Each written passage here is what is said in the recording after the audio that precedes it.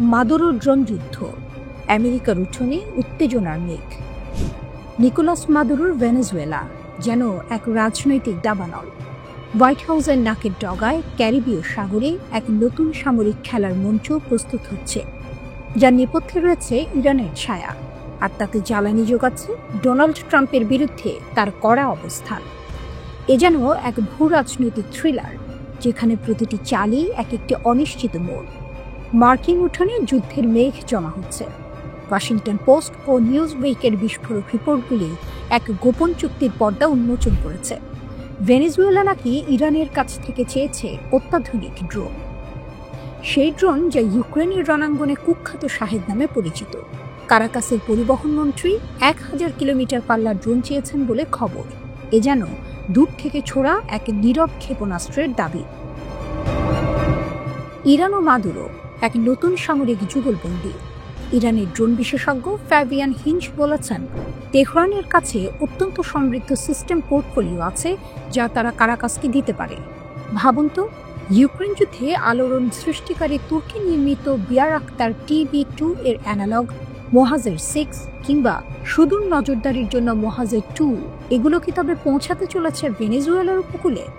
আরও আছে 600 মাইলেরও বেশি পাল্লার শাহেদ 131 ড্রোন। এগুলি যদি সত্যিই মার্কিন সীমান্তে মোতায়েন হয়, তবে পরিস্থিতি অকল্পনীয় উত্তেজনার দিকে মোড় নেবে। মাদুরো কি তবে সত্যিই আমেরিকার সামরিক ঘাঁটিগুলোর ওপর দিয়ে মৃত্যুর বিষ ছড়াতে চাইছেন? ক্যারিবীয় সাগরে আমেরিকান ঘাঁটির ঘুম কেড়ে নেওয়া হুমকি।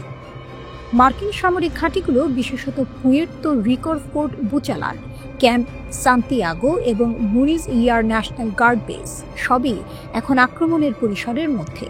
শুধু তাই নয়, কিউবার কুখ্যাত গুয়ান্তানামো উপসাগরে মার্কিন ঘাঁটিও বাদ যাচ্ছে না। এই ড্রোনগুলি যদি একবার উড়ে যায়, তবে মার্কিন প্রতিরক্ষা ব্যবস্থা কি তাকে রুখতে পারবে? ওয়াশিংটন এখন যেন উদ্বেগজনক নীরবতার মধ্যে। তবে কি মাদুরো একা নন? তিনি যে রাশিয়ার প্রেসিডেন্ট ভ্লাদিমির পুতিন এবং চীনের শি জিনপিং এর কাছেও বর্ধিত সামরিক সহযোগিতা চেয়েছেন, তা এই নাটকে নতুন মাত্রা যোগ করেছে। ট্রাম্পের বিরুদ্ধে মাদুরো যেন প্রতিদ্বন্দ্বীদের সমাবেশ ঘটিয়েছেন। রাশিয়া থেকে সুখোই যুদ্ধ বিমানের সংস্কার এবং চীন থেকে রাডার শনাক্তকরণ ব্যবস্থার দ্রুত উৎপাদন। মাদুরো তার দেশকে দুর্গের মতো করে গড়ে তুলতে চাইছেন। মার্কিন যুক্তরাষ্ট্রও বসে নেই। তারা রুজভেল্ট রোডস নৌ স্টেশন পুনরায় চালু করেছে এবং রাফায়েল হার্নান্দেজ এবং হেনরি রোহেলসেন বিমানবন্দরে রানওয়ে সক্ষমতা বাড়াচ্ছে। এগুলি ভেনেজুয়েলার উপকূল থেকে মাত্র 500 মাইল দূরে, অর্থাৎ প্রতি আক্রমণের প্রস্তুতি চলছে জোর কদমে। মাদুরো কি সত্যিই তার এই ড্রোন ডিপ্লোম্যাসি দিয়ে ট্রাম্পকে চ্যালেঞ্জ জানাতে পারবেন, নাকি ক্যারিবীয় সাগরে ভেসে বেড়ানো মার্কিন বিমানবাহী রণতরীগুলোই শেষ পর্যন্ত এই খেলার চূড়ান্ত রেফারি হবে? ইতিহাস সাক্ষী, আমেরিকার উঠোনে এমন বিপজ্জনক খেলা এর আগে কেউ খেলতে সাহস দেখায়নি। মাদুরোর এই চাল কি তাকে বীরত্ব দেবে, নাকি অনিবার্য পতনের দিকে ঠেলে দেবে? উত্তর দেবে সময়। কিন্তু আপাতত উত্তেজনার পারদ চরমে।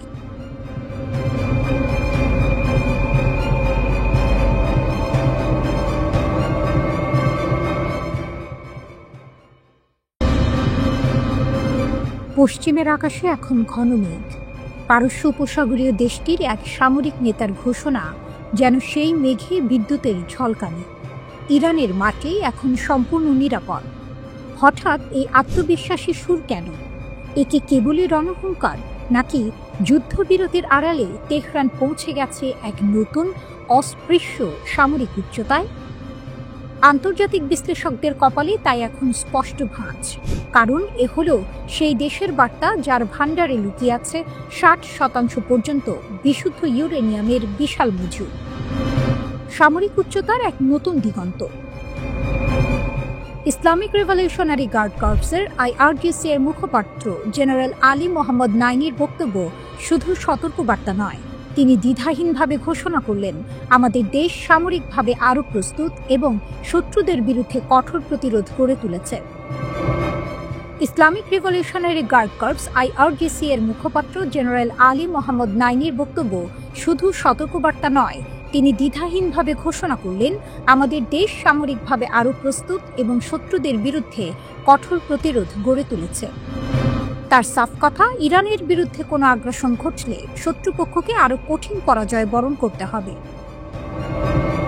তার এই বক্তব্যকে সাধারণ হুমকি বলে উড়িয়ে দেওয়া কঠিন। কেন? কারণ এর কিছুদিন আগেই পারস্য উপসাগরীয় দেশটি ঘোষণা করেছে তারা নাকি আগের চেয়েও শক্তিশালী পারমাণবিক স্থাপনা তৈরি করেছে।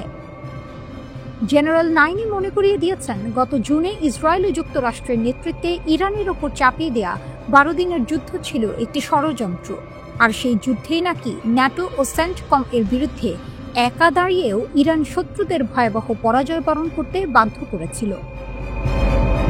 যে দেশের কাছে 100 কেজিরও বেশি 60% পর্যন্ত বিশুদ্ধ ইউরেনিয়াম মজুত রয়েছে, তাদের এমন ঘোষণা স্বাভাবিকভাবেই বিশ্বজুড়ে উদ্বেগ সৃষ্টি করে। পারমাণবিক বোমা তৈরির জন্য সাধারণত 90% সমৃদ্ধ ইউরেনিয়ামের প্রয়োজন হয়, কিন্তু 60% ইউরেনিয়াম মজুত থাকা মানেই তেহরান সেই লক্ষ্যের একেবারে দোরগোড়ায়। বহু বিশেষজ্ঞের মতে ইরানের মাটির গভীরে তৈরি ফর্দর মতো সুরক্ষিত পারমাণবিক স্থাপনাগুলো ধ্বংস করা কার্যত অসম্ভব। এই ভূগর্ভস্থ প্রতিরক্ষা ব্যবস্থার কারণেই ইরানের দাবি তাদের ভূমি এখন নিরাপদ। পশ্চিমা শক্তিগুলো স্বাভাবিকভাবেই উদ্বিগ্ন। এই ঘোষণাকে তারা আন্তর্জাতিক শান্তি ও স্থিতিশীলতার জন্য একটি গুরুতর হুমকি হিসেবে দেখছে। তাদের আশঙ্কা, ইরান এই সামরিক আত্মবিশ্বাসকে কাজে লাগিয়ে পারমাণবিক বোমা তৈরির পথে আরও দ্রুত হাঁটতে পারে। যদিও ইরান বরাবরই তাদের পারমাণবিক কর্মসূচিকে শান্তিপূর্ণ উদ্দেশ্য প্রণোদিত বলে দাবি করে, তবে 60% ইউরেনিয়ামের মজুত এবং নতুন করে সামরিক উচ্চতার ঘোষণা কূটনৈতিক টেবিলে নতুন করে চাপ সৃষ্টি করেছে। প্রশ্ন হলো, যুদ্ধবিরতির এই নীরব সময়ে ইরান কি সত্যিই সেই সামরিক গভীরতা অর্জন করেছে যেখানে পশ্চিমা শক্তির আঘাত পৌঁছানো কার্যত অসম্ভব, নাকি এটি কেবলই মনোবলে চিড়ি ধরানো এক কৌশল? ইসরায়েলের হামলায় ক্ষতিগ্রস্ত পারমাণবিক স্থাপনাগুলো পুনর্গঠনের ঘোষণা দিয়েছে ইরান। ইরানের পারমাণবিক শক্তি সংস্থা পরিদর্শনের সময় দেশটির প্রেসিডেন্ট মাসুদ পেজেশকিয়ান জানান, এসব স্থাপনা আগের চেয়ে বেশি শক্তিশালীভাবে পুনর্নির্মাণ করা হবে। তিনি আরও বলেন, ইরানের কখনোই পারমাণবিক অস্ত্র অর্জনের ইচ্ছা ছিল না, এখনও নেই। প্রেসিডেন্ট পারমাণবিক স্থাপনাগুলোর সর্বশেষ অবস্থা সম্পর্কে ব্রিফিং গ্রহণ করেন। তিনি সতর্ক করে বলেন, কোনো স্থাপনা ধ্বংস হলেও ইরান পিছু হটবে না, কারণ ইরানি বিজ্ঞানীরা প্রয়োজনীয় সকল জ্ঞান ও দক্ষতা অর্জন করে রেখেছেন।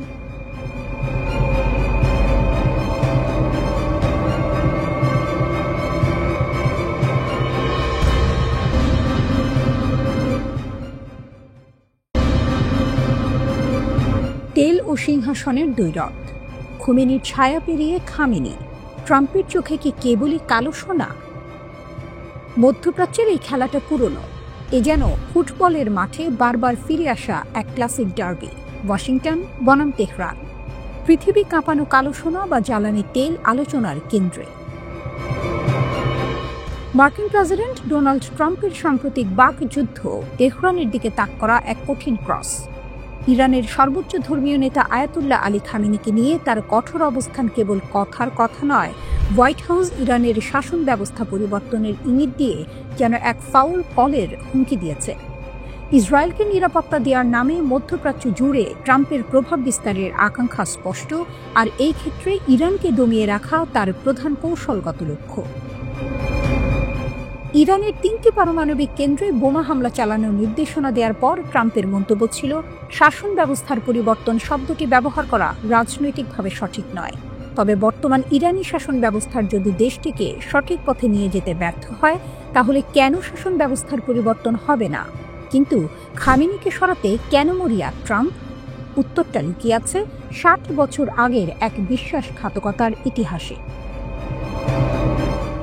এই প্রশ্নের উত্তর খুঁজতে আমাদের ফিরে যেতে হবে 1953 সালের তেহরানের উত্তপ্ত রাজপথে। তখন গণতান্ত্রিকভাবে নির্বাচিত প্রধানমন্ত্রী মোহাম্মদ মোসাদ্দেক ইরানের জ্বালানি তেল জাতীয়করণের ঘোষণা দিয়েছিলেন। এটি ছিল ব্রিটিশ ঔপনিবেশ শক্তির জন্য এক লাল কার্ড। ব্রিটিশ সরকার যুক্তরাষ্ট্রের CIA-এর সহযোগিতায় এক অভ্যুত্থান ঘটিয়ে মোসাদ্দেকের পতন ঘটায়। এরপর ক্ষমতায় আসেন মোহাম্মদ রেজা পাহলভির নেতৃত্বাধীন শাহ সরকার, যা ছিল পশ্চিমা সমর্থিত পুতুল সরকার। এর ফলে ইরানের জ্বালানি খাত আবারও পশ্চিমাদের নিয়ন্ত্রণে চলে যায়। মোসাদ্দেকের পতন ছিল ইরানের স্বাধীনতা ও সার্বভৌমত্বের ওপর এক গভীর ক্ষত। কিন্তু ইতিহাস পুনরাবৃত্তি হলো না। 1979 সালে রেজা পাহলভির একনায়কতন্ত্রের বিরুদ্ধে ইরানিরা গর্জে ওঠে। ব্যবসা খাতে পশ্চিমাদের প্রভাব মেনে নিতে না পেরে শুরু হয় ইসলামী বিপ্লব। কঠোর আন্দোলনের মুখে শাহ দেশ ছেড়ে পালাতে বাধ্য হন এবং এখানেই খেলার মোড় ঘুরে যায়। ক্ষমতায় আসেন আয়াতুল্লাহ রুহুল্লাহ খোমেনি।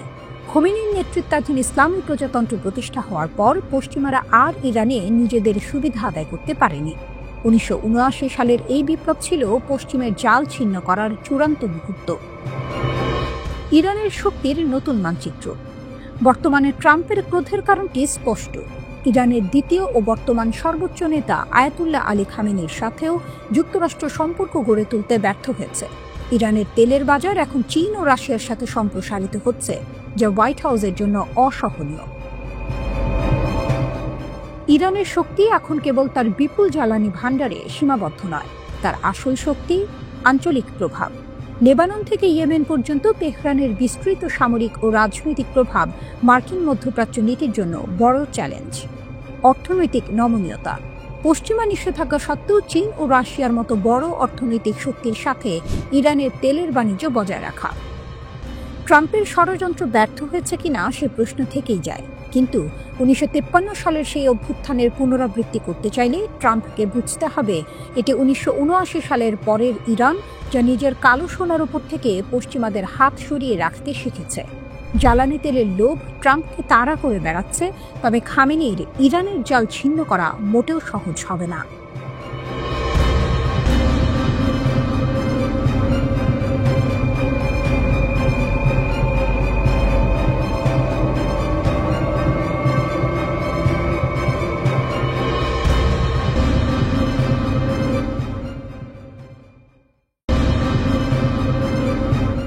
ভেনেজুয়েলা যুদ্ধের কিনারায়। পুতিন প্রস্তুত, মার্কিন যুক্তরাষ্ট্র হুঁশিয়ার। কারাকাসের আকাশ এখন উত্তেজনার ধোঁয়ায় ঢাকা। মার্কিন যুক্তরাষ্ট্র যে কোনো মুহূর্তে ভেনেজুয়েলার সামরিক স্থাপনায় আঘাত করতে পারে, এমন খবর ছড়িয়ে দিয়েছে। প্রতিরক্ষা ব্যবস্থা শক্তিশালী করার জন্য ভেনেজুয়েলার প্রেসিডেন্ট নিকোলাস মাদুরো ইতিমধ্যেই রাশিয়া, চীন ও ইরানের কাছে সাহায্যের আবেদন করেছেন। রাশিয়ার প্রেসিডেন্ট ভ্লাদিমির পুতিন যুদ্ধের জন্য প্রস্তুত এবং তিনি মাদুরোর সঙ্গে ঘনিষ্ঠ যোগাযোগে রয়েছেন। রাশিয়ার বিদেশ মন্ত্রণালয় জানিয়েছে তারা কারাকাসের সঙ্গে নিয়মিত যোগাযোগে রয়েছে এবং যে কোনো হুমকির প্রতিক্রিয়ার জন্য প্রস্তুত। মাদুরো বলছেন, চেভেজের সময় কেনা সমস্ত ভারী অস্ত্র এখনও আমাদের হাতে রয়েছে। পুতিন, রাশিয়া, চীন এবং বিশ্বস্ত বন্ধুদের সাহায্যে ভেনেজুয়েলার শান্তি নিশ্চিত করার শক্তি আমাদের আছে। এই 10 সপ্তাহের ইম্পেরিয়াল হুমকির মধ্যেও আমরা শান্তিতে ধৈর্য নিয়ে আমাদের কাজ করেছি, তবে হঠাৎই উত্তেজনা বাড়ছে। মার্কিন যুক্তরাষ্ট্রের মিয়ামি হেরাল্ড জানিয়েছে, পরিকল্পিত আকাশ হামলা কয়েকদিনের মধ্যে বা এমনকি কয়েক ঘন্টার মধ্যেই হতে পারে। লক্ষ্য হবে মাদুরোর নেতৃত্বাধীন ড্রাগ দস্যু সংস্থার সামরিক স্থাপনাগুলো। কিন্তু প্রেস কনফারেন্সে ডোনাল্ড ট্রাম্প তা অস্বীকার করেছেন। এদিকে মাদুরো রাশিয়ার কাছে রাডার সিস্টেম, ক্ষেপণাস্ত্র, বিমান মেরামত এবং প্রতিরক্ষা হালনাগাদ করার অনুরোধ পাঠিয়েছেন। চীনের সঙ্গে সম্প্রসারণকৃত সামরিক সহযোগিতা এবং ইরানের কাছ থেকে ড্রোন, জিপিএস স্ক্র্যাম্বলিং এবং শনাক্তকরণ যন্ত্র চাওয়া হয়েছে। রাশিয়া অবশ্য শুধুই অস্ত্র সরবরাহ করছে না, তারা ইতোমধ্যেই ভেনেজুয়েলার তেল ও গ্যাসে কয়েক বিলিয়ন ডলারের বিনিয়োগ ধরে রেখেছে। মাদুরোর প্রধান সমর্থক হিসেবে রাশিয়ার ভূমিকা এখন নজরকাড়া। বিশ্লেষকরা বলছেন, পুতিনের জন্য যুক্তরাষ্ট্রের বাহিনী ক্যারিবিয়ানে স্থানান্তর ইউরোপে তার মনোযোগ বিভ্রান্ত করছে। যুক্তরাষ্ট্র ইতিমধ্যে ইউএসএস জেরাল্ড ফোর্ডকে ক্যারিবিয়ানে পাঠিয়েছে, আর রাশিয়ার সের্গে ল্যাভরভ মার্কিন উত্তেজনা বাড়ানোর চেষ্টা নিয়ে সতর্ক করেছেন। মাদুরো জানিয়েছেন, রাশিয়ার অস্ত্রের বেশিরভাগই এখন পুরনো বা কার্যকর নয়, তাই 3 বছরের প্রতিরক্ষা অর্থায়ন পরিকল্পনার জন্য রাশিয়ার রাষ্ট্রায়ত্ত প্রতিরক্ষা প্রতিষ্ঠান রোস্টেকের কাছে আবেদন করেছেন। যুদ্ধের আগুন ভেনেজুয়েলার আকাশে ঘনিয়ে আসছে। রাশিয়া, চীন এবং ইরান মিলে মাদুরোর শক্তি আরও বাড়িয়ে তুলছে। এই পরিস্থিতি শুধু ভেনেজুয়েলার জন্য নয়, আন্তর্জাতিক রাজনীতির মানচিত্রেও বড় ধাক্কা দিচ্ছে। মার্কিন যুক্তরাষ্ট্র, রাশিয়া, চীন ও ইরান 4 শক্তির ছায়ায় ভেনেজুয়েলা যেন এখন বিশ্বের নতুন উত্তেজনার কেন্দ্রবিন্দু। এখানে শুধু অস্ত্রের লড়াই নয়, রাজনৈতিক কূটনীতি, আন্তর্জাতিক হুমকি এবং শক্তির প্রতিযোগিতাও আছে। ইতিহাস সাক্ষী, যখন মহাশক্তিরা একসঙ্গে হুঁশিয়ারিতে আছেন তখন ছোট দেশগুলো তাদের কৌশল এবং স্থিতিশীলতার মাধ্যমে নিজেকে রক্ষা করে। মাদুরো তা দেখাচ্ছেন। যুক্তরাষ্ট্রের প্রেসিডেন্ট ডোনাল্ড ট্রাম্প বলেছেন তিনি ভেনেজুয়েলার ভেতরে আঘাত হানার বিষয়টি বিবেচনা করছেন না। ভেনেজুয়েলার উপকূলবর্তী দক্ষিণ ক্যারিবীয় সাগরে যুক্তরাষ্ট্রের সামরিক সমাবেশ জোরদার করার মধ্যে তিনি কথা বললেন। এটি তার নিজের মন্তব্যের বিপরীত, লিখেছে আল জাজিরা। যুক্তরাষ্ট্র দক্ষিণ ক্যারিবীয় সাগরে যুদ্ধবিমান, যুদ্ধজাহাজ ও কয়েক হাজার সেনা মোতায়েন করেছে। বিশ্বের বৃহত্তম যুদ্ধজাহাজ বিমানবাহী রণতরী ইউএসএস জেরাল্ড আর ফোর্ড দক্ষিণ ক্যারিবীয় সাগরের পথে আছে।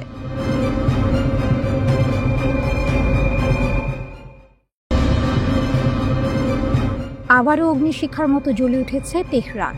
একদিকে মার্কিন চাপ, অন্যদিকে ইসরায়েলের অবিরাম উস্কানি। কিন্তু ইরানের কণ্ঠ আজ কঠোর, স্পষ্ট ও গর্বে ভরা। আমরা থামব না। এক উত্তল সাক্ষাৎকারে ইরানের পররাষ্ট্রমন্ত্রী আব্বাস আরাকচি যেন আগুনে ঘি ঢেলে দিলেন। তিনি আল জাজিরাকে বলেন, আমরা কোনো চাপের কাছে নতি স্বীকার করব না। ইউরেনিয়াম সমৃদ্ধকরণ থামবে না। যুদ্ধেও যা অর্জিত হয়নি, আলোচনায় তা সম্ভব নয়। এই ঘোষণার সঙ্গে সঙ্গে যেন নতুন করে দাউ দাউ করে উঠল ইরানের প্রতিরোধের ইতিহাস। যে দেশ বহুবার নিষেধাজ্ঞায় শ্বাসরুদ্ধ হয়েছে, যে জাতি বছরের পর বছর হামলার মুখে থেকেও মাথা নিচু করেনি, তারা আবারও মনে করিয়ে দিল ইরানের প্রযুক্তি ধ্বংস করা যায় না, দমিয়ে রাখা যায় না। আরাকচি আরও এক ধাপ এগিয়ে বলেন, কিছু পারমাণবিক উপাদান ধ্বংসস্তূপের নিচে চাপা পড়েছে, কিন্তু প্রযুক্তি অক্ষত। জ্ঞানকে কেউ মাটির নিচে পুঁতে রাখতে পারে না। এই বাক্যে যেন প্রতিধ্বনিত হলো ইরানের সেই আত্মবিশ্বাস যা কোনো যুদ্ধেই ভাঙেনি। জুন মাসের সেই ভয়াবহ 12 দিনের যুদ্ধে ইসরায়েল ও মার্কিন যুক্তরাষ্ট্র একযোগে হামলা চালিয়েছিল ইরানের পারমাণবিক স্থাপনাগুলিতে। তারা ভেবেছিল এই হামলায় ইরানের কর্মসূচি শেষ হয়ে যাবে, কিন্তু বাস্তবটা উল্টো। ইরান জানিয়ে দিল তাদের পারমাণবিক কর্মসূচি আগের চেয়েও শক্তিশালীভাবে ফিরে আসছে। আরাকচি উপহাস করে বলেন, তারা ভেবেছিল আমরা থেমে যাব, কিন্তু আমরা আরও দ্রুত এগোচ্ছি। এই মন্তব্য যেন সরাসরি ইসরায়েল ও ওয়াশিংটনের মুখে চপেটাঘাত। ইরান বলছে তাদের বৈজ্ঞানিক মেধা, প্রযুক্তিগত সক্ষমতা এবং জাতীয় সংকল্প সবই অক্ষত রয়েছে। তাদের বার্তা স্পষ্ট, আমরা শান্তি চাই, কিন্তু যদি কেউ আঘাত করে উত্তর দেব আগুনে। তবে এখানেই শেষ নয়। মার্কিন প্রশাসন যখন নতুন করে আলোচনার প্রস্তাব দেয়, তখন আরাকচি সেই প্রস্তাবে কাঁটা বসান। তিনি বলেন, আমরা আলোচনায় বসতে পারি, কিন্তু কোনো অসম্ভব শর্ত আমরা মেনে নেব না। আমাদের ক্ষেপণাস্ত্র কর্মসূচি নিয়ে আলোচনা নয়, তাহলে সেটা হবে আত্মসমর্পণ। এই মন্তব্যে প্রকাশ পেল ইরানের কৌশলগত দৃঢ়তা। তারা জানে মার্কিন যুক্তরাষ্ট্র চায় ইরানের প্রতিরক্ষা শক্তিকে দুর্বল করতে, কিন্তু তেহরান তার হাতের অস্ত্র কখনো ছাড়বে না। সম্প্রতি যুক্তরাজ্য, ফ্রান্স ও জার্মানি, এই 3 ইউরোপীয় দেশ আবারও পুরনো নিষেধাজ্ঞা ফিরিয়ে এনেছে। কিন্তু তাতে ইরানের অবস্থান বদলায়নি। তেহরান বলছে তাদের পারমাণবিক কর্মসূচি সম্পূর্ণ বেসামরিক, বিদ্যুৎ উৎপাদন ও বৈজ্ঞানিক গবেষণার জন্য। তাদের কোনো পারমাণবিক বোমা তৈরির পরিকল্পনা নেই। তবুও পশ্চিম দুনিয়া যেন এই কথা বিশ্বাস করতে চায় না। আর সেখানেই ইরানের বার্তা, বিশ্বাস না করলে শক্তি দিয়েই বোঝাবো। আজ ইরান কেবল এক দেশ নয়, এক প্রতীক, প্রতিরোধের, আত্মসম্মানের আর এক অপরাজেয় আত্মার প্রতীক। যুদ্ধ, নিষেধাজ্ঞা, হত্যা চেষ্টা কিছুই থামাতে পারেনি এই জাতিকে। তারা আবারও ঘোষণা করেছে, চাপ নয়, প্রতিরোধই আমাদের উত্তর। ইরান আবারও প্রমাণ করল, বোমায় ভবন ভাঙা যায়, কিন্তু জাতির মনোবল নয়।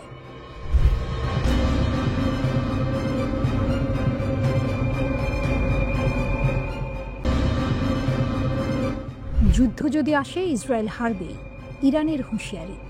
তেহরান যেন আবারও আগুনে দাঁড়িয়ে ঘোষণা দিল, আমরা আলোচনায় বসবো, কিন্তু আত্মসমর্পণ নয়। ইরানের পররাষ্ট্রমন্ত্রী আব্বাস আরাকচি আল জাজিরাকে দেয়া এক সাক্ষাৎকারে এমন এক বার্তা দিয়েছেন যা কাঁপিয়ে দিয়েছে ওয়াশিংটন ও তেল আভিভকে। তিনি স্পষ্ট করে বলেন, আমরা আমাদের পারমাণবিক কর্মসূচি নিয়ে আলোচনায় প্রস্তুত, কিন্তু ক্ষেপণাস্ত্র কর্মসূচি কোনোভাবেই আলোচনার বিষয় নয়।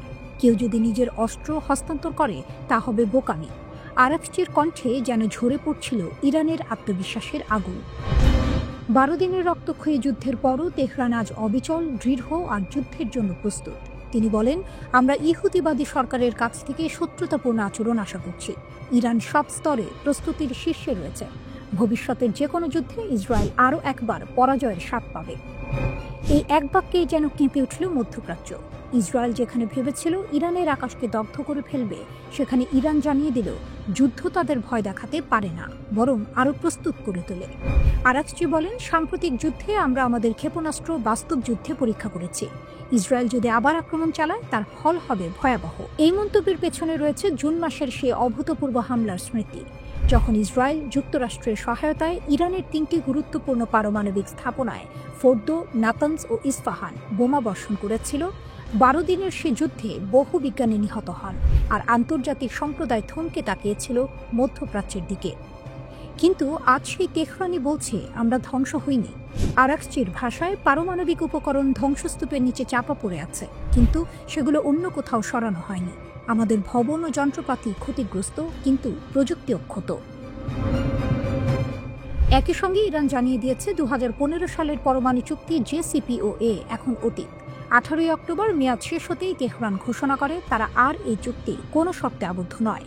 কিন্তু এই ঘোষণার প্রতিক্রিয়ায় পশ্চিমা দেশগুলো যেন আবার পুরনো ছন্দে ফিরেছে। ব্রিটেন, ফ্রান্স ও জার্মানি 3 দেশ মিলে জাতিসংঘে স্ন্যাপব্যাক প্রক্রিয়া সক্রিয় করে ইরানের উপর আন্তর্জাতিক নিষেধাজ্ঞা পুনর্বহাল করেছে। তবে ইরান এই পদক্ষেপকে অবৈধ ঘোষণা করেছে। আরাকচি বলেন, এই নিষেধাজ্ঞার কোনো আন্তর্জাতিক ঐক্যমত্য নেই। আমাদের অগ্রাধিকার এখন প্রতিবেশী দেশগুলোর সঙ্গে সম্পর্ক জোরদার করা।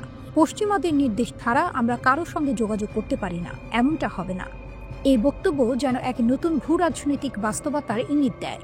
একদিকে যখন পশ্চিমা দুনিয়া তেহরানকে একঘরে করার চেষ্টা করছে, অন্যদিকে ইরান নিজেই মধ্যপ্রাচ্যের মঞ্চে নিজের শক্তিকে আরও দৃঢ় করছে। সবশেষে আরাকচির কণ্ঠে যেন ভেসে আসে এক সতর্কবার্তা। ইসরায়েল যদি আবার আগুন জ্বালায়, আমরা সেই আগুনকে ফিরিয়ে দেব তাদের ঘরে। আজ ইরান শুধু এক রাষ্ট্র নয়, এক সংকল্প, এক প্রতিরোধের প্রতীক। যে দেশকে ভেঙে দেওয়ার স্বপ্ন বারবার দেখেছে ওয়াশিংটন, সেই ইরান আজও দাঁড়িয়ে আছে বুক উঁচিয়ে, আগুনের ভেতর থেকেও অমলিন। তাদের ভাষায়, আমরা আলোচনায় বসব, কিন্তু অস্ত্র নয়, আত্মসম্মানই আমাদের পতাকা।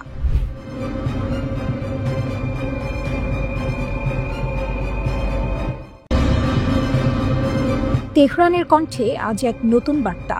এ যেন কূটনীতির আড়ালে বাজছে যুদ্ধের ঢোল। ইরান বলছে, মধ্যপ্রাচ্য এখন আর কেবল উত্তেজনা নয়, ইসরায়েলের সঙ্গে এক প্রকৃত আঞ্চলিক যুদ্ধে নিমজ্জিত।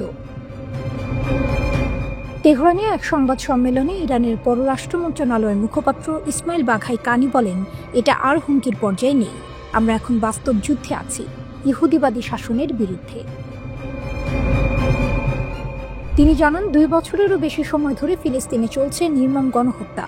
গাজা থেকে লেবানন, সিরিয়া থেকে ইয়েমেন, পুরো অঞ্চলেই ইসরায়েলের আগ্রাসন ছড়িয়ে পড়েছে। তার ভাষায়, হুমকি মানে ভবিষ্যতের সম্ভাবনা, কিন্তু এই আগুন তো এখন জ্বলছে। আঞ্চলিক ঐক্যের বার্তা। বাঘাই বলেন, এখন সব দেশ বুঝতে পারছে এই অঞ্চলের প্রধান বিপদ ইসরায়েল। তাই নিরাপত্তা নিশ্চিত করতে পারস্পরিক বোঝাপড়া ও চুক্তি এখন সময়ের দাবি। তিনি বলেন, গাজায় যুদ্ধবিরতি বললেও হত্যাযজ্ঞ থামেনি। যুদ্ধবিরতি শুরু হওয়ার পরও 200 ফিলিস্তিনি নিহত, 600-রও বেশি আহত। তার অভিযোগ, যুদ্ধবিরতির গ্যারান্টাররাই এই হত্যার দায় এড়িয়ে যাচ্ছে। গণহত্যার অভিযোগ। বাঘাই জানান, গাজা অভিযানে এখন পর্যন্ত প্রায় 270 সাংবাদিক নিহত হয়েছেন, যা ইতিহাসে নজিরবিহীন।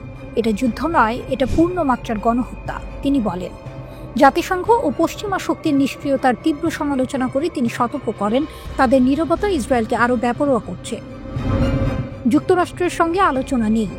মার্কিন যুক্তরাষ্ট্রের সঙ্গে আলোচনার বিষয়ে প্রশ্ন উঠলে বাঘাই স্পষ্টভাবে বলেন, ওমানের মাধ্যমে কোনো আনুষ্ঠানিক বার্তা পায়নি, কোনো আলোচনা শুরু হয়নি। তার অভিযোগ, মার্কিন যুক্তরাষ্ট্র কথায় শান্তির কথা বললেও কাজে আগ্রাসন চালাচ্ছে। জুন মাসে আমাদের দেশ মার্কিন ইসরায়েলে হামলার শিকার হয়েছে, বহু সেনা কর্মকর্তা ও বিজ্ঞানী নিহত। এই ক্ষত আমরা ভুলব না, তিনি বলেন। ইরানি মুখপাত্র আরও বলেন, আমরা যুক্তিসঙ্গত আলোচনায় বিশ্বাস করি, কিন্তু যুক্তরাষ্ট্র সে ভাষা বোঝে না।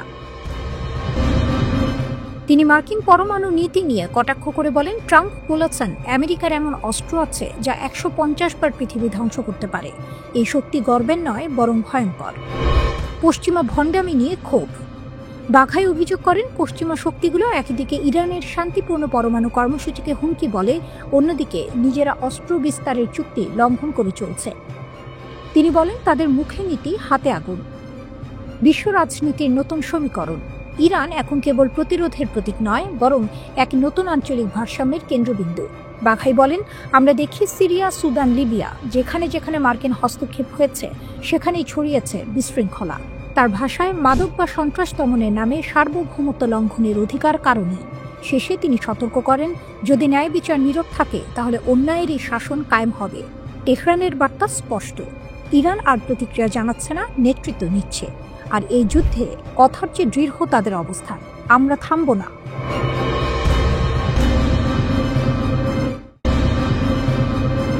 রাশিয়ার কৌশল না বন্ধুত্ব? ইরানের পাশে দাঁড়িয়ে নতুন শক্তির খেলা শুরু করেছে মস্কো। বিশ্ব রাজনীতির মঞ্চে আজ এক নতুন দৃশ্য, যেখানে এক পাশে পশ্চিমা চাপ, অন্য পাশে তেহরানের প্রতিরোধ, আর মাঝখানে দাঁড়িয়ে মস্কোর নীরব হাসি। ইরান এখন আগের চাইতেও শক্তিশালী, আর সেই শক্তিকে কৌশলে আরো বাড়িয়ে দিচ্ছে রাশিয়া। কিন্তু প্রশ্ন থেকে যায়, এটা কি সত্যিই বন্ধুত্ব, নাকি এক নিখুঁত কূটনৈতিক চাল? ক্রেমলিনের দরজা এখন তেহরানের জন্য আগের চেয়ে অনেক বেশি খোলা। রাশিয়ার মুখপাত্র দিমিত্রি পেসকভ স্পষ্ট করে বলেছেন, ইরানের সঙ্গে সম্পর্ক এখন অত্যন্ত গতিশীল, আমরা প্রস্তুত প্রতিটি ক্ষেত্রে সহযোগিতা বাড়াতে। এই ঘোষণা শুধুই সৌজন্য নয়, বরং এক কৌশলগত বার্তা, বিশ্বকে জানিয়ে দেয়া যে ইরান একা নয়। যে সময় যুক্তরাষ্ট্র ও ইসরায়েল ইরানের পারমাণবিক স্থাপনায় হামলা চালাচ্ছে, ঠিক তখনই মস্কো বলছে, তোমাদের উপর চাপ অন্যায়। এই বার্তা শুধু কূটনৈতিক নয়, বরং সামরিকভাবে প্রতিপক্ষকে সতর্ক করারও ইঙ্গিত। 2025 সালের জানুয়ারিতে দুই দেশ সই করে কম্প্রিহেনসিভ স্ট্র্যাটেজিক পার্টনারশিপ চুক্তি। এই চুক্তির আওতায় রাশিয়া ইরানকে দিচ্ছে পারমাণবিক প্রযুক্তি, স্যাটেলাইট সহায়তা এবং উন্নত প্রতিরক্ষা ব্যবস্থা। বিশ্লেষকরা বলছেন, এটি কেবল বন্ধুত্ব নয়, বরং এক পারস্পরিক স্বার্থের খেলা। রাশিয়া চায় মধ্যপ্রাচ্যে একটি নির্ভরযোগ্য মিত্র, আর ইরান চায় পশ্চিমা নিষেধাজ্ঞা ও মার্কিন চাপের বিরুদ্ধে এক পরাশক্তির ছায়া। দুই দেশের এই স্বার্থের সংযোগই আজ নতুন শক্তির জোট তৈরি করছে। তবে এই সম্পর্কেও আছে রহস্য, কারণ পশ্চিমা গোয়েন্দারা দাবি করছে রাশিয়া ইরানের শাহিদ ড্রোন প্রযুক্তি ব্যবহার করে নিজস্ব ড্রোন তৈরি করেছে গেরান নামে। অর্থাৎ ইরানের প্রযুক্তি রাশিয়া ব্যবহার করছে, কিন্তু কৃতিত্ব নিচ্ছে নিজে। তাহলে কি ইরানকে শক্তিশালী করার আড়ালে মস্কো আসলে নিজের কৌশল সাজাচ্ছে? এই প্রশ্নের মধ্যেই বুশেহরে রাশিয়া বিনিয়োগ করেছে প্রায় $25 বিলিয়ন, তৈরি করছে 4টি নতুন পারমাণবিক কেন্দ্র, যা ইরানের জ্বালানি ঘাটতি পূরণ করবে, পাশাপাশি প্রযুক্তিগত স্বনির্ভরতা ও প্রতিরোধ ক্ষমতা বাড়াবে বহু গুণে। কিন্তু এখানেও আছে শর্ত, রাশিয়া সবকিছু করবে কঠোর নজরদারিতে, অর্থাৎ শক্তি দিচ্ছে কিন্তু স্বাধীনতা নয়। এদিকে চলমান উত্তেজনার মধ্যেই রাশিয়া সফরে গেছেন ইরানের জাতীয় নিরাপত্তা পরিষদের সচিব আলী লারিজানি। তার এই সফর ঘিরেই শুরু হয়েছে নতুন জল্পনা, কারণ একই সময়ে মস্কোয় পৌঁছে যায় ইসরায়েলের একটি বার্তাও, আর যুদ্ধ চাই না। কিন্তু ঠিক পরদিন রাশিয়া ঘোষণা দেয় ইরানকে দেবে 48টি Su-35 মাল্টিরোল যুদ্ধ বিমান। বিশ্লেষকরা বলছেন, এটি কেবল সামরিক লেনদেন নয়, বরং এক ঘোষণা।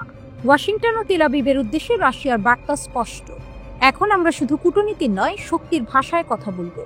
ইরানের হাতে এই যুদ্ধ বিমান পৌঁছালে মধ্যপ্রাচ্যের আকাশ শক্তির ভারসাম্য বদলে যাবে পুরোপুরি। তেহরান তখন আর কেবল প্রতিরোধে থাকবে না, বরং প্রস্তুত হবে আধিপত্যের জন্য। এই মুহূর্তে বিশ্ব জুড়ে যখন যুক্তরাষ্ট্র নতুন নিষেধাজ্ঞা চাপাচ্ছে, তখন রাশিয়া বলছে, আমরা আছি ইরানের পাশে। এ যেন নতুন প্রতিরোধ অক্ষের সূচনা, যেখানে মস্কো ও তেহরান একে অপরের ভরসা আর তাদের ছায়া ধীরে ধীরে ঢেকে দিচ্ছে পশ্চিমের প্রভাব। তাহলে কি রাশিয়া সত্যি ইরানকে শক্তিশালী করছে, নাকি ইরানকে সামনে রেখে মস্কো নিজের প্রভাব বাড়াচ্ছে মধ্যপ্রাচ্যে?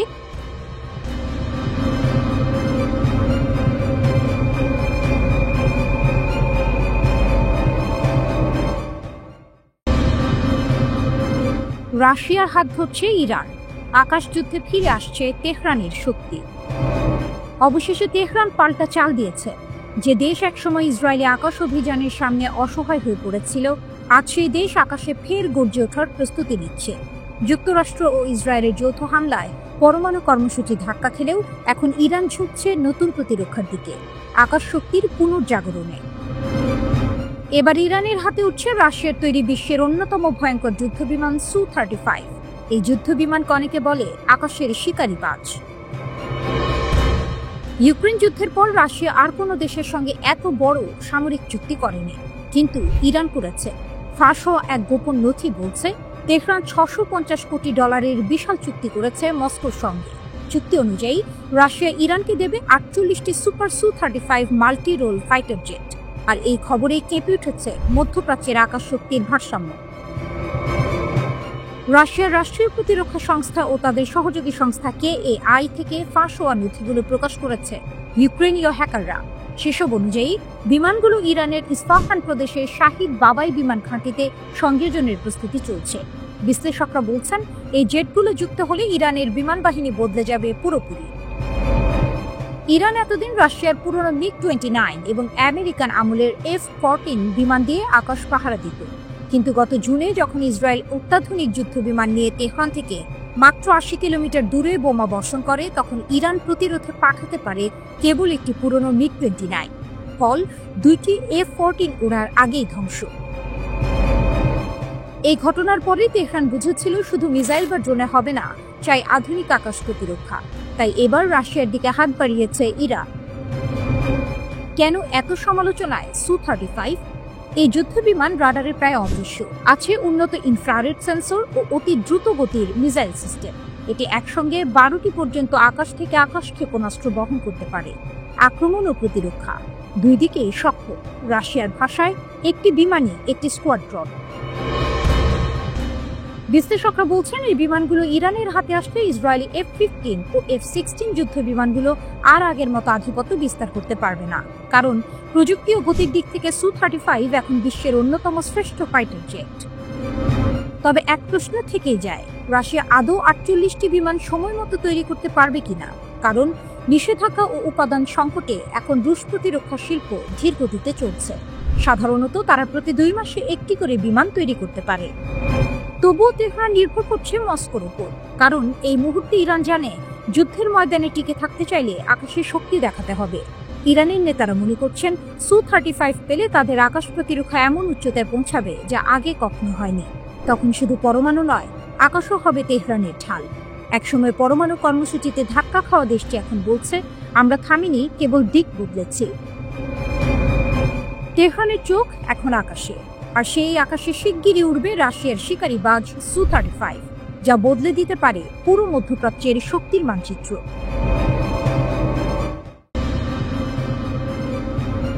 যুক্তরাষ্ট্রের সঙ্গে উত্তেজনার মধ্যেও ইরানের ক্ষেপণাস্ত্র কর্মসূচিকে উৎসাহ দিচ্ছে চীন। নতুন আগুন জ্বলছে মধ্যপ্রাচ্যে।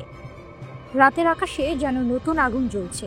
পশ্চিমা নিষেধাজ্ঞার ভারে দমে না গিয়ে বরং ছাই থেকে উঠে আবার জেগে উঠছে তেহরান। CNN-এর এক বিস্ফোরক প্রতিবেদনে বলা হয়েছে, চীন এখন ইরানের ক্ষেপণাস্ত্র কর্মসূচিকে গোপনে শক্তিশালী করছে। যে কর্মসূচিকে একসময় ভেবে নেওয়া হয়েছিল শেষ হয়ে গেছে, তা আবার জেগে উঠেছে, আর এবার আগের চেয়েও ভয়ঙ্কর রূপে। ইউরোপীয় গোয়েন্দা সূত্র জানিয়েছে, চীন থেকে ইরানে পাঠানো হচ্ছে 2000 টন সোডিয়াম পারক্লোরেট, যা ক্ষেপণাস্ত্র জ্বালানি তৈরির জন্য অপরিহার্য উপাদান। এই পরিমাণ উপাদান দিয়ে তৈরি করা যাবে অন্তত 500টি ব্যালিস্টিক ক্ষেপণাস্ত্র, যথেষ্ট পুরো মধ্যপ্রাচ্যকে কাঁপিয়ে দিতে। আর এই চালান এসেছে সে সময়ে যখন ইসরায়েল গত জুনে 12 দিনের যুদ্ধে ইরানের ক্ষেপণাস্ত্র ঘাঁটি ও পারমাণবিক স্থাপনাগুলিতে ব্যাপক হামলা চালিয়েছিল। তবে তেহরান হার মানেনি, বরং যুদ্ধ শেষে তারা ঘুরে দাঁড়িয়েছে। রাশিয়া ও চীনের সঙ্গে নতুন কৌশলগত সম্পর্ক গড়ে তুলেছে। তেহরান বলছে, যখন পশ্চিম মুখ ফিরিয়ে নেয়, পূর্ব তখন কাঁধে হাত রাখে। চীনের ভূমিকা এখন স্পষ্ট। বেইজিং ইরানের পুনর্গঠন প্রচেষ্টাকে নীরবে উৎসাহ দিচ্ছে। নিষেধাজ্ঞার ফাঁক গলে পৌঁছে যাচ্ছে জ্বালানি, যন্ত্রপাতি, প্রযুক্তি। ইরানও থেমে নেই। তারা এখন একের পর এক নতুন প্রজন্মের উন্নত ক্ষেপণাস্ত্র তৈরি করছে। এক ভিডিওতে দেখা গেছে, ভূগর্ভস্থ এক গোপন অস্ত্রাগারে সাজানো রয়েছে শত শত ক্ষেপণাস্ত্র, নতুন রূপেই নতুন যুদ্ধে নামার অপেক্ষায়।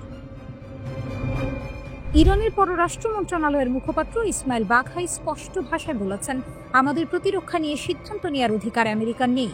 ইরান তার আত্মরক্ষার ক্ষমতা বাড়াবে যত দূরেই যেতে হয়। বিশ্লেষকরা বলছেন, ইরান এখন শুধু অস্ত্র তৈরি করছে না, বরং ভয় তৈরি করছে। কারণ তারা দেখিয়ে দিয়েছে, মার্কিন ঘাঁটি হোক বা ইসরায়েলি ভূখণ্ড, ইরানের ক্ষেপণাস্ত্র যে কোনো জায়গায় পৌঁছাতে পারে। জুনের যুদ্ধেই তারা হামলা চালিয়েছিল কাতারে অবস্থিত মার্কিন আল উদেইদ ঘাঁটিতে, যা যুক্তরাষ্ট্রের মধ্যপ্রাচ্যের সবচেয়ে বড় সামরিক কেন্দ্র। মার্কিন পররাষ্ট্রমন্ত্রী মার্কো রুবিও সম্প্রতি স্বীকার করেছেন, ইরান এখন এমন ক্ষেপণাস্ত্র তৈরি করছে যা পারমাণবিক ওয়ারহেড বহনে সক্ষম এবং যে কোনো দূরত্বে আঘাত হানতে পারে। কিন্তু এই সতর্কবার্তাও যেন ইরানের গতিকে থামাতে পারেনি, বরং তেহরান ঘোষণা দিয়েছে তারা আর 2015 সালের পারমাণবিক চুক্তি JCPOA এর অধীনে আবদ্ধ নয়। চুক্তির মেয়াদ শেষ, এখন শুরু হয়েছে ইরানের স্বাধীন যুগ। বিশ্লেষক জেফ্রি লুইস বলেছেন, 2000 টন সোডিয়াম পারক্লোরেট মানে প্রায় 500 ক্ষেপণাস্ত্র। ইরান 1 মাস আগেও 200 ক্ষেপণাস্ত্র তৈরির পরিকল্পনা করেছিল। এখন তারা হারানো প্রতিটি ক্ষেপণাস্ত্র পুনর্নির্মাণ করছে। তেহরানের বার্তা স্পষ্ট, যুদ্ধ হোক বা নিষেধাজ্ঞা, তারা আর থামবে না। চীনের সহায়তা তাদের কেবল জ্বালানি দেয়নি, দিয়েছে আত্মবিশ্বাস। এখন প্রশ্ন একটাই, যদি আবার যুদ্ধের আগুন জ্বলে ওঠে, তখন এই নতুন ক্ষেপণাস্ত্রগুলো কোথায় নিশানা করবে? ইসরায়েলের দিকে নাকি কাতারের মার্কিন ঘাঁটির দিকে? বিশ্ব তাকিয়ে আছে, আর ইরান ধীরে ধীরে নিজের অগ্নিশক্তি গড়ে তুলছে, নিষেধাজ্ঞার ছাই থেকে উঠে এক অনিবার্য পুনর্জন্মের মতো।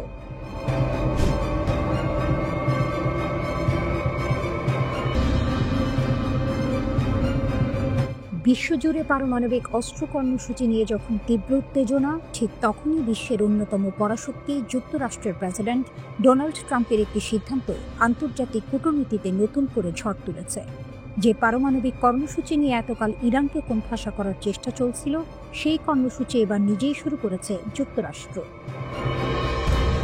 ট্রাম্পের নতুন পারমাণবিক পরীক্ষা, ইরানের রোম হর্ষক প্রতিক্রিয়া। পৃথিবী আবার একবার রুদ্ধশ্বাস মুহূর্তে দাঁড়িয়েছে। মার্কিন প্রেসিডেন্ট ডোনাল্ড ট্রাম্প ঘোষণা করেছেন, পেন্টাগনকে 1992 সালের পর প্রথমবারের মতো পারমাণবিক অস্ত্র পরীক্ষা পুনরায় চালাতে হবে। রাশিয়া ও চীনের সঙ্গে পারমাণবিক প্রতিযোগিতার আড়ালে এই পদক্ষেপকে ইরান আন্তর্জাতিক শান্তি ভাঙার গুরুতর হুমকি হিসেবে আখ্যায়িত করেছে। ইরানের পররাষ্ট্রমন্ত্রী সৈয়দ আব্বাস আরাকচি এক্সে বলেন, একটি পারমাণবিক অস্ত্রধারী বুলি আবারও পারমাণবিক অস্ত্র পরীক্ষা করছে। এটি পশ্চাদমুখী এবং দায়িত্বহীন। মার্কিন যুক্তরাষ্ট্র বিশ্বের সবচেয়ে বিপজ্জনক বিস্তার ঝুঁকি। আরাকচি আরও সতর্ক করেছেন যে একই বুলি আমাদের শান্তিপূর্ণ পারমাণবিক কর্মসূচিকে দানবীয় করে তুলছে এবং আমাদের সুরক্ষিত পারমাণবিক স্থাপনাগুলিতে আরও হামলার হুমকি দিচ্ছে।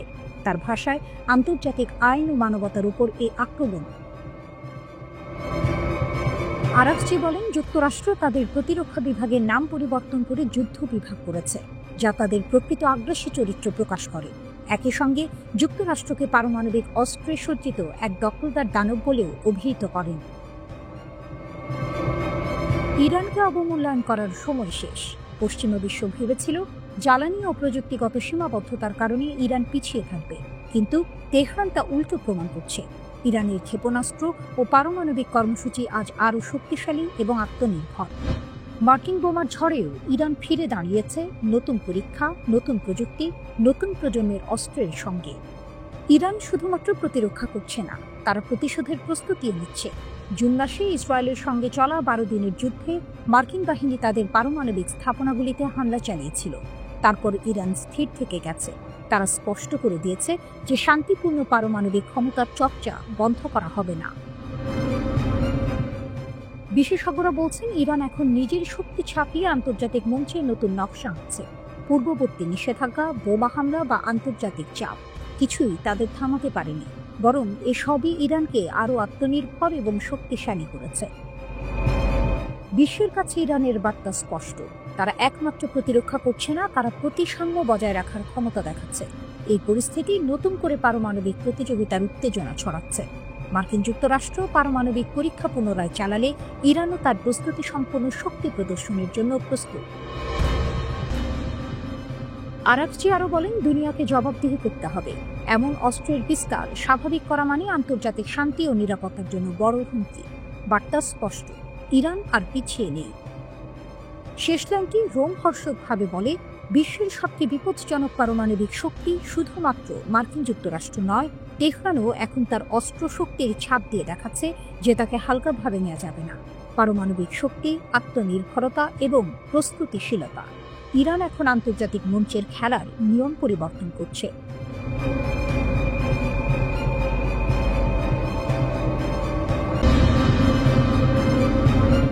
রাত জাগা আকাশে এক শব্দ ঘুম ভেঙে দিল, 24 ঘন্টার আলটিমেটাম। মার্কিন প্রস্তাব, মিশর ও কাতারের মধ্যস্থতা, কিন্তু হামাস বলল আমরা এখানেই থাকব। সাম্প্রতিক ঘটনাগুলি গাজা পশ্চিমা দুনিয়াকে নড়ে চড়ে বসিয়েছে। ওয়াশিংটন গাজার ইসরায়েলি নিয়ন্ত্রিত অংশ থেকে হামাস যোদ্ধাদের নিরাপদে সরিয়ে নেওয়ার প্রস্তাব দিয়েছে। মিশর ও কাতার ওই পরিকল্পনা অনুমোদন করে বার্তাটি হামাসের কাছে পৌঁছে দেয়। মার্কিন আইনি ভাষায় সেটা ছিল এক ধরনের মানবিক বহির্গমন। সরিয়ে নেওয়ার জন্য 24 ঘন্টা, সময়সীমা রাত 8টায় শেষ। তারপরে ইসরায়েল চাইলে অভিযান পুনরায় শুরু করতে পারবে। ঢাল তলোয়ারের মতো দ্রুত হামাস প্রস্তাবটি প্রত্যাখ্যান করে দিয়েছে। তারা সিদ্ধান্ত নিল স্থায়ীভাবে গাজায় থেকে লড়াই চালাবে। নিঃশেষে এসব সিদ্ধান্তই উদ্ঘাটন করে দিয়েছে মধ্যপ্রাচ্যের নতুন বাস্তবতা, যেখানে বাহ্যিক চাপ আর দরাদরি সবকিছুকে পেছনে ফেলে অভ্যন্তরীণ শক্তি ও অদম্যতা প্রাধান্য পাচ্ছে। কেন হামাস এমন সিদ্ধান্ত নিল? কারণ তাদের কাছে কেবল ইচ্ছা শক্তি নেই, আছে মাঠের শক্তি। গাজার ভূগর্ভস্থ টানেলগুলো, হাজারো সুসংগঠিত যোদ্ধা, স্বল্প দূরত্বের রকেট ও ক্লান্তিকর অবরোধের বিরুদ্ধে জনগণের একাকিত্ব, এসবই তাদের শক্তি। আইডিএফের একজন জ্যেষ্ঠ কর্মকর্তা জানিয়েছেন, খান ইউনিসের কাছে এখনও টানেলে কয়েক ডজন ভয়ঙ্কর যোদ্ধা লুকিয়ে আছে। তারা টানেল থেকে বেরিয়ে আচমকা আঘাত করতে সক্ষম, আর এটা ইসরায়েলের কাছে বড় সেই ঝুঁকি। টানেল ব্যবস্থায় হামাসের কৌশল পুরনো নয়, বরং পরীক্ষিত। সম্প্রতি অভিযোগ উঠেছে, একটি সুড়ঙ্গ থেকে বেরিয়ে হামাসের যোদ্ধারা একজন আইডিএফ সৈন্যকে হত্যা করেছে। আইডিএফ তার যুদ্ধবিরতি লঙ্ঘন হিসেবে অভিহিত করে এবং প্রতিশোধে প্রায় 20টি বিমান হামলা চালায়। এ কারণে আবেগ চড়েছে এবং বৈরিতা নতুন করে জ্বলে উঠেছে। এমন পরিস্থিতিতে হামাসের প্রত্যাখ্যান কেবল কৌশলগত নয়, এটি রাজনৈতিক ও নৈতিক দাবি। তারা বলছে, সরার মানে আত্মসমর্পণ। গাজার জনগণ তাদেরই লড়াকু শক্তির আস্থা কেন্দ্র। এছাড়াও তারা জানে যে যারা চলে যাবে তাদের পুনর্বাসন নেই। গাজায় উপস্থিত থেকে যুদ্ধ ও রাজনীতি দুটোতেই অংশগ্রহণ করাই তাদের কৌশল। অপরদিকে ইসরায়েলের উচ্চপদস্থ রাজনৈতিক ও সামরিক নেতারা দৃঢ় প্রতিশ্রুতি দিয়েছেন, যদি হামাস সিজ ফায়ার ভাঙে তারা শক্তিশালী মোকাবিলায় জবাব দেবেন। মার্কিন প্রেসিডেন্টও ইসরায়েলের পাশে রয়েছে। তিনি বলছেন, হামাসের আচার আচরণ কতটা গ্রহণযোগ্য তাও দেখুন। এই সব মিলিয়ে যুদ্ধবিরতি এখন ভঙ্গুর। ফিলিস্তিনি প্রতিরোধ আন্দোলন হামাস সতর্ক করে বলেছে, যুদ্ধবিরতি চুক্তি লঙ্ঘন করে ইসরায়েল গাজায় আগ্রাসন চালিয়ে যাচ্ছে, আর এই অবস্থায় তারা নীরব থাকবে না। একই সঙ্গে চলমান এই আগ্রাসনের জন্য দখলদার ইসরায়েল ও যুক্তরাষ্ট্রকে দায়ী করেছে সশস্ত্র সংগঠনটি। সংবাদ মাধ্যম আল মায়াদিন বলছে, হামাস নিশ্চিত করেছে যে প্রতিরোধ বাহিনী ইসরায়েলকে নতুন কোনো হুমকি চাপিয়ে দেবে না। সংবাদ মাধ্যম আল মায়াদিন বলছে, হামাস নিশ্চিত করেছে যে প্রতিরোধ বাহিনী ইসরায়েলকে নতুন কোনো হুমকি চাপিয়ে দিতে দেবে না। সংগঠনটি সতর্ক করে দিয়েছে, সাম্প্রতিক হামলাগুলো গাজা যুদ্ধবিরতি চুক্তির মারাত্মক লঙ্ঘন। হামাস দখলদার বাহিনীকে এই বিপজ্জনক পরিস্থিতি ও এর পরিণতির জন্য সম্পূর্ণভাবে দায়ী করে সতর্ক করে বলেছে, ইসরায়েলের অব্যাহত আগ্রাসন দুর্বল যুদ্ধবিরতি চুক্তিটিকে ধ্বংসের মুখে ঠেলে দিচ্ছে।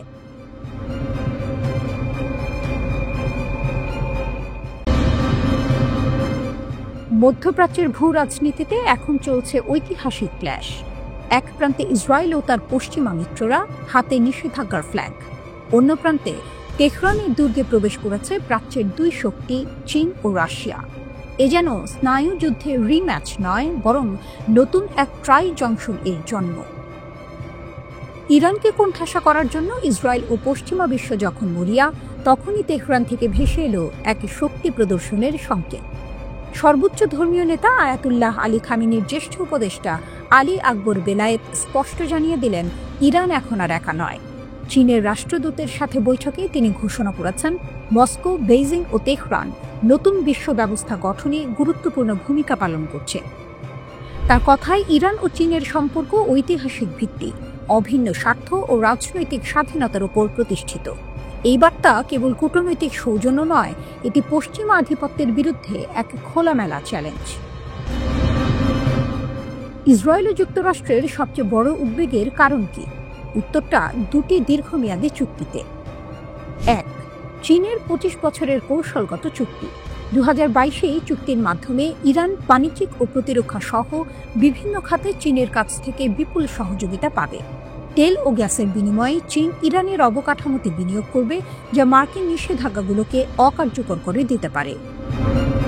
তেল ও গ্যাসের বিনিময়ে চীন ইরানের অবকাঠামোগুলোতে বিনিয়োগ করবে, যা মার্কিন নিষেধাজ্ঞাগুলোকে অকার্যকর করে দিতে পারে।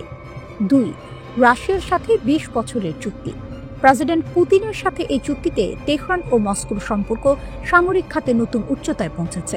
সবচেয়ে বড় গেম চেঞ্জার হল রাশিয়া ইরানকে 48টি সুখোই Su-35 মাল্টিরোল যুদ্ধবিমান দিতে চলেছে। যখন ইউরোপের ট্রয়ি, ফ্রান্স, জার্মানি, যুক্তরাজ্য এবং যুক্তরাষ্ট্র জাতিসংঘের মাধ্যমে ইরানের ওপর বাণিজ্যিকভাবে চাপ সৃষ্টি করছে, তখন এই চুক্তিগুলো যেন ইরানের হাতে প্রতিরোধের বর্ম তুলে দিল। যুদ্ধবিমান ও বিশ্ব ব্যবস্থার পালাবদল। পশ্চিমারা যখন ইরানকে পারমাণবিক ইস্যুতে আলোচনার টেবিলে আনার জন্য নিষেধাজ্ঞা জারি করছে, তখন চীন ও রাশিয়া ইরানকে নিষেধাজ্ঞা এড়িয়ে যাওয়ার পথ এবং সামরিক শক্তি বৃদ্ধির রসদ জুগিয়ে চলেছে। ইরান ও রাশিয়ার সম্মিলিত শক্তি। ইরানের ক্ষমতা, আঞ্চলিক প্রভাব, নিজস্ব ক্ষেপণাস্ত্র ও ড্রোন প্রযুক্তির বিকাশ এবং দীর্ঘমেয়াদী পশ্চিমা চাপ সহ্য করার ক্ষমতা। রাশিয়ার ক্ষমতা, সামরিক প্রযুক্তি, পারমাণবিক সহায়তা এবং আন্তর্জাতিক ফোরামে ইরানের ঢাল হিসেবে কাজ করা। বিশেষজ্ঞরা বলছেন, ইরানকে Su-35 যুদ্ধবিমান দেয়া মানে মধ্যপ্রাচ্যে ক্ষমতার ভারসাম্যে বড় পরিবর্তন আনা। ইরানের প্রতিরক্ষা শক্তি বহুলাংশে জোরদার হবে, যা ইসরায়েলের বিমান শ্রেষ্ঠত্বকে কঠিন চ্যালেঞ্জের মুখে ফেলবে। পশ্চিমাদের স্বপ্ন ছিল ইরানকে কোণঠাসা করে রাখা, কিন্তু মস্কো ও বেইজিং এর আগমন সেই খেলার মাঠটাই বদলে দিয়েছে। ইরান এখন আর বিচ্ছিন্ন নয়, সে এখন বহুমেরু বিশিষ্ট নতুন বিশ্ব ব্যবস্থার কেন্দ্রে দাঁড়িয়ে থাকা এক গুরুত্বপূর্ণ খেলোয়াড়। বেলায়েতে যেমনটা বলেছেন, আঞ্চলিক ও বৈশ্বিক উন্নয়নের জন্য তিন পক্ষের সহযোগিতা আরও সম্প্রসারণ করতে হবে। এটি কেবল একটি জোট নয়, এটি পশ্চিমা আধিপত্যের বিরুদ্ধে একটি পাল্টা রণনীতি।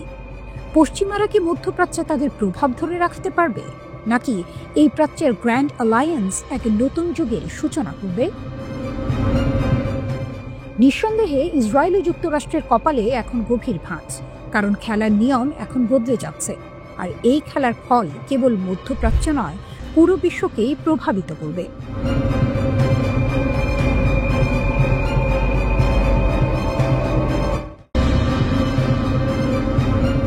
নেতানিয়াহুর পুরনো শত্রু ফিরে এসেছে, হিজবুল্লাহ নতুন শক্তিতে। বৈরুতের আকাশ এখন রহস্যের ধোঁয়ায় ঢাকা। হিজবুল্লাহ, যাকে কেউ শেষ হয়ে গেছে ভেবেছিল, আবার অস্ত্রের গর্জনে উঠে এসেছে। ইরানের নজরদারিতে এই গোপন পুনর্নির্মাণ চলছে নিঃশব্দে কিন্তু শক্তির সাথে। ইসরায়েল ইতিমধ্যেই লেবাননে 1000-এরও বেশি হামলা চালিয়েছে, কিন্তু হিজবুল্লাহর রহস্যময় পুনর্গঠন থামানো যায়নি। ক্ষেপণাস্ত্র, ড্রোন, কামান সবই নতুন করে মজুত হচ্ছে। কিছু অস্ত্র সিরিয়া এবং সমুদ্রপথে আসে, অন্যগুলি তৈরি হচ্ছে স্থানীয় কারখানায়। যুদ্ধবিরতির শর্ত সত্ত্বেও হিজবুল্লাহ নিরস্ত্রীকরণ থেকে পুনর্নির্মাণে স্থানান্তরিত হয়েছে। লেবাননের রাজনৈতিক দৃশ্যপটে উত্তপ্ত। রাষ্ট্রপতি জোসেফ আউন এবং প্রধানমন্ত্রী নওয়াফ সালাম পুরো দেশব্যাপী নিরস্ত্রীকরণ সমর্থন করেছেন, কিন্তু বাস্তবে অগ্রগতি শুধুমাত্র লিটানি নদীর দক্ষিণে সীমিত।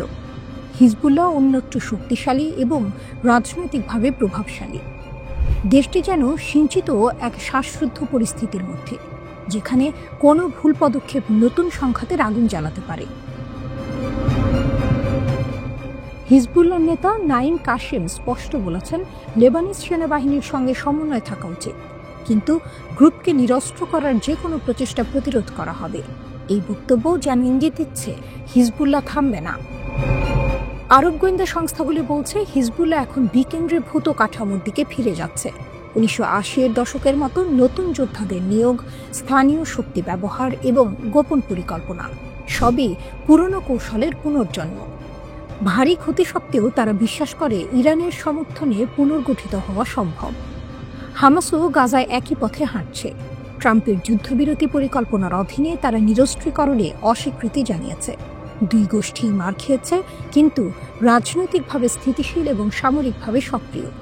প্রতিরোধের এই আয়না দেখাচ্ছে যে বল প্রয়োগ করে নিরস্ত্রীকরণ কার্যকর নয়। ইসরায়েলের আকাশে ড্রোন এখন ক্রমাগত উঠছে। 500-টিরও বেশি কামান হামলা হয়েছে বৈরুত এবং দক্ষিণে। 60,000 মানুষ এখনও বাস্তুচ্যুত। তহবিলের সংকটে পুনর্নির্মাণ স্থগিত। কিন্তু সব হতাশা সত্ত্বেও হিজবুল্লাহ শক্তিশালী, তাদের অস্ত্রাগার পুনর্গঠিত, তাদের রাজনৈতিক প্রভাব অটুট। নেতানিয়াহুর জন্য হুঁশিয়ারি, গাজা ও বৈরুত দুপাশ থেকেই হুমকি। হিজবুল্লাহ কেবল একটি গোষ্ঠী নয়, এটি একটি শক্তিশালী রাজনৈতিক এবং সামরিক শক্তি, যা কখনো সহজে চাপে আসে না। ইসরায়েলের আকাশে তার অস্ত্রের ঝড়, লেবাননের রাজনীতির ধোঁয়া এবং ইরানের নীরব সমর্থন, সব মিলিয়ে এখনও এক রোমাঞ্চকর খেলা। লেবাননের সশস্ত্র গোষ্ঠী হিজবুল্লাহর মহাসচিব শেখ নাঈম কাসেম বলেছেন, যুক্তরাষ্ট্র কোনো পক্ষপাতহীন মধ্যস্থতাকারী নয়, বরং তারা আগ্রাসন ও এর সম্প্রসারণকে সমর্থন করে। তিনি উল্লেখ করেন, লেবাননের প্রেসিডেন্ট জোসেফ আউন লেবানন সেনাবাহিনীকে ইসরায়েলকে মোকাবিলার নির্দেশ দিয়েছেন, যা জাতীয় দায়িত্ব পালনের প্রতিফলন। লেবাননের সাম্প্রতিক পরিস্থিতির প্রসঙ্গে শেখ কাসেম বলেন, যুক্তরাষ্ট্র মিথ্যাভাবে দাবি করছে যে তারা এই দেশের সমস্যা সমাধানের চেষ্টা করছে, কিন্তু প্রকৃতপক্ষে যুক্তরাষ্ট্র কোনো নিরপেক্ষ মধ্যস্থতাকারী নয়, বরং আগ্রাসনকে সমর্থন করে এবং তা লেবাননে ছড়িয়ে দিতে চায়। তিনি আরও বলেন, ভয় দেখিয়ে আমাদের অবস্থান বদলানো যাবে না। আমরা আত্মসমর্পণ বা পরাজয়ের পক্ষে নই এবং কখনো তা মেনে নেব না। হিজবুল্লাহ মহাসচিব বলেন, ইসরায়েল হয়তো কোনো এলাকা দখল করতে পারে, কিন্তু তারা লেবাননের ভূমি দীর্ঘস্থায়ীভাবে দখল করে রাখতে পারবে না। আমরা কারো কাছ থেকে নির্দেশ নিইনি এবং লেবাননকে শত্রুদের ইচ্ছামতো গড়া আমরা কখনোই মেনে নেব না।